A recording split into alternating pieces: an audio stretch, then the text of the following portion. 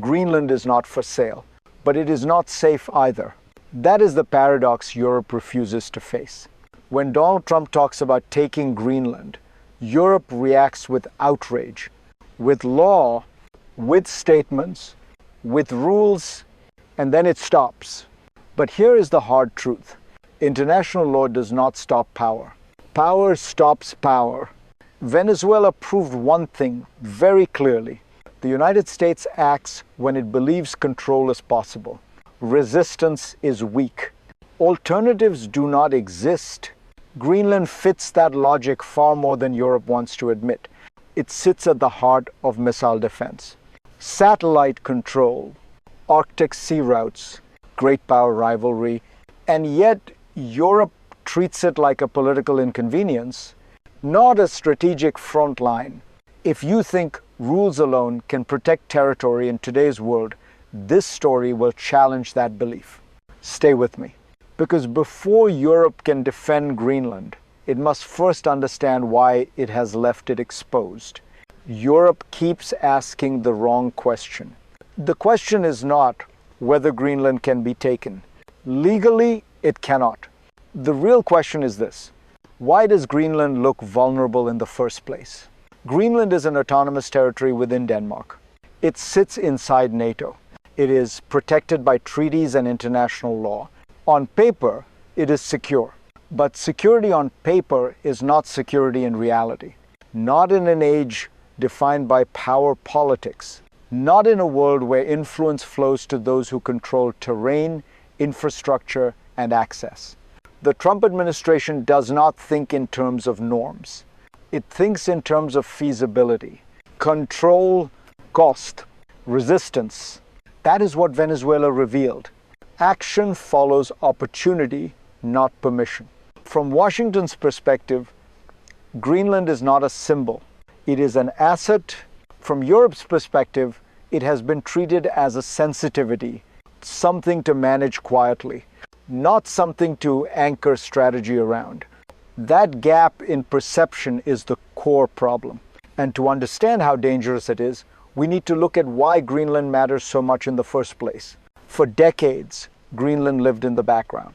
Not because it was unimportant, but because the world felt stable. The Cold War ended, power competition faded, the Arctic became quiet. Europe adjusted accordingly. Greenland was managed, not defended, governed, not integrated, protected by distance and assumptions. That era is over. Geography did not change. Power did. Greenland sits astride the GIUK Gap, the narrow corridor between the Arctic and the Atlantic, a passage every submarine must cross. Russian today, possibly Chinese tomorrow. From Greenland, early warning radar feeds directly into US homeland defense, missile tracking, detection, seconds that decide outcomes. Above it, space matters, satellites, command and control, secure links in a world of cyber disruption and counter-space weapons. That is why Greenland is no longer peripheral. It is central, and that is why in June 2025, the United States moved Greenland from European Command to Northern Command. Not a bureaucratic tweak, a strategic signal. While Europe was looking at law, the system was already shifting. And when systems shift, pressure follows. Then came the moment that shattered Europe's comfort. Not a speech, not a treaty. A precedent, Venezuela. The Trump administration acted openly, bluntly, without apology. It framed intervention as necessity, as control, as leverage. That was the signal Europe missed, because Venezuela was never just about Venezuela. It was proof of method. Act where control looks feasible, where resistance looks manageable, where alternatives look absent. Then Trump revived an old idea. Greenland. He did not speak like a lawyer. He spoke like a strategist. Europe responded the same way it always does, with concern, with law, with statements, but none of that addressed the core issue. Not legality, feasibility. There is no legal path to take Greenland. That is true, but crises are not born from legality. They are born from power vacuums. If Greenland looks weakly defended, lightly integrated, strategically ambiguous, then pressure becomes thinkable. And once pressure is thinkable, it becomes a risk. If you think this cannot happen again, pause here. Because the real danger is not the rhetoric. It is the system behind it. And that system goes deeper. The real danger is not what is said in public. It is what operates quietly underneath. Power systems have a logic. They reward presence. They punish absence. They exploit ambiguity. Greenland sits inside a system that is changing faster than Europe's instincts. Russia has already built a hardened Arctic posture. Bases, capabilities. Reach, China has chosen patience instead. It calls itself a near-Arctic state. It invests. It plans. It waits. Together, Moscow and Beijing are shaping the northern sea route, a shorter path between Europe and Asia, commercial on the surface, dual use underneath. Now look at Greenland through that lens. Sparse defense, limited infrastructure, fragmented governance, heavy external dependence. This is not negligence. It is legacy thinking. Europe assumed distance equals safety. That law equals deterrence. That stability is permanent. But in power politics, systems do not care about intentions. They respond to incentives. And the incentive here is clear. Control the Arctic, control access, control leverage. That is why Greenland attracts attention. Not because it is weak by choice, but because the system rewards whoever fills the vacuum. And once a vacuum exists, someone always moves. Pressure does not arrive all at once. It escalates. Quietly at first, then suddenly. This is where Europe misreads the moment. Because the second crisis is not hypothetical. It is already forming. The Arctic is no longer remote. It is contested. Sea lanes are opening. Satellites are being targeted. Space and cyber domains are merging with geography. And Greenland sits at the center of that convergence. Europe has begun to respond. Satellite communications, investments, efforts to reduce reliance on Svalbard, discussions in Denmark about new Arctic capabilities. These steps matter, but timing matters more. They are slow, fragmented, careful, and in power competition, caution looks like hesitation. The problem is not awareness. Europe understands the risk. The problem is resolve. Because deterrence is not declared, it is demonstrated. If Greenland remains lightly defended, loosely integrated, and politically awkward, then pressure will continue to build. Not through invasion, through leverage, infrastructure, access, dependency.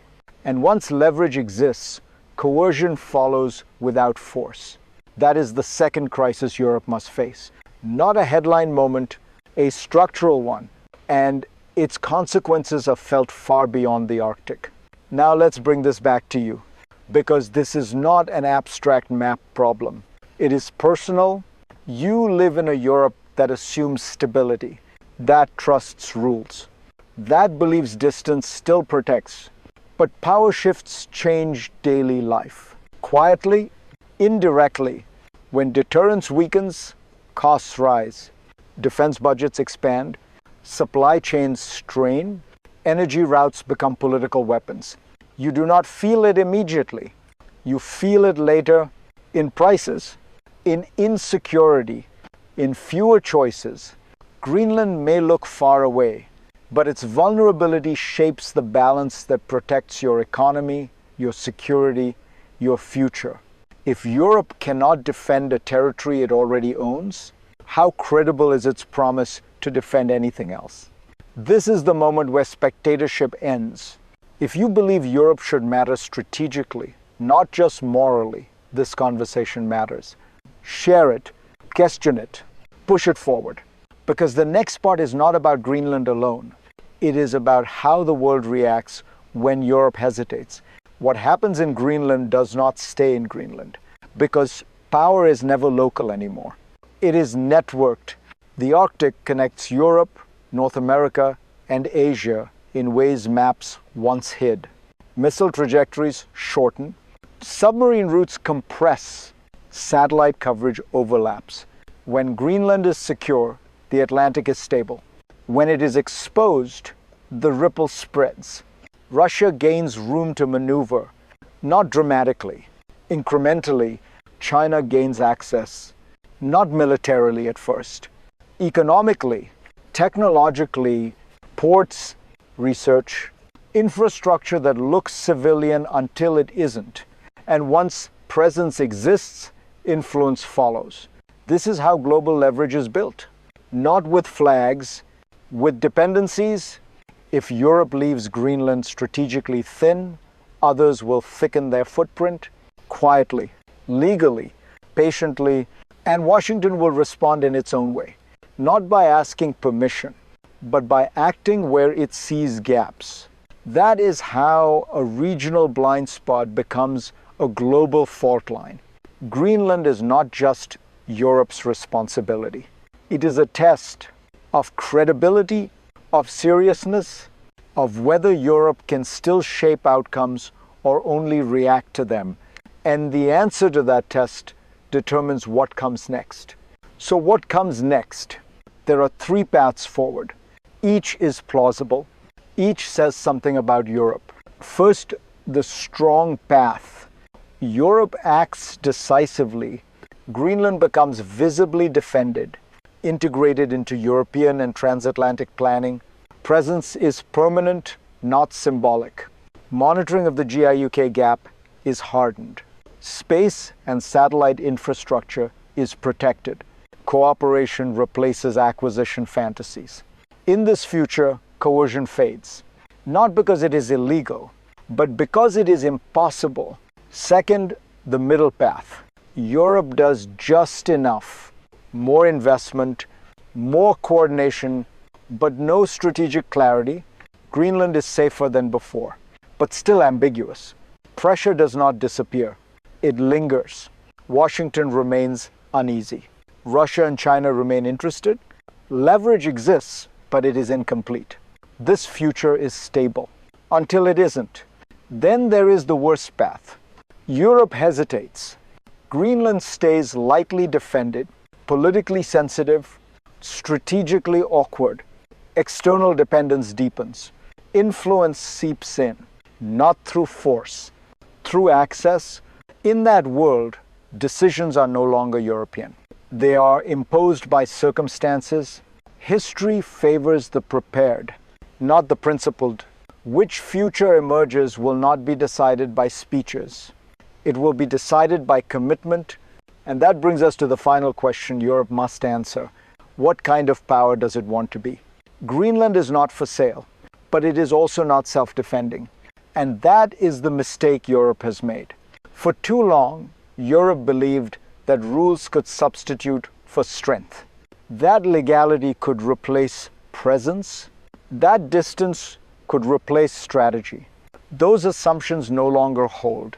The Trump administration did not create this problem. It exposed it in a world of transactional power. Territory is protected by reality, not rhetoric, by integration, not indignation. If Europe wants to ensure that no one, neither the United States, nor Russia, nor China, can ever contemplate coercion over Greenland, it must act before pressure hardens into leverage. Not loudly, not symbolically, but visibly, persistently, strategically. Greenland must be defended not as a liability, but as a cornerstone of European security. If this analysis challenged how you see power, share it. If you want the next video, stay with the channel, because Greenland is only the beginning. The real question is whether Europe is ready to stop being surprised by the world and start shaping it again.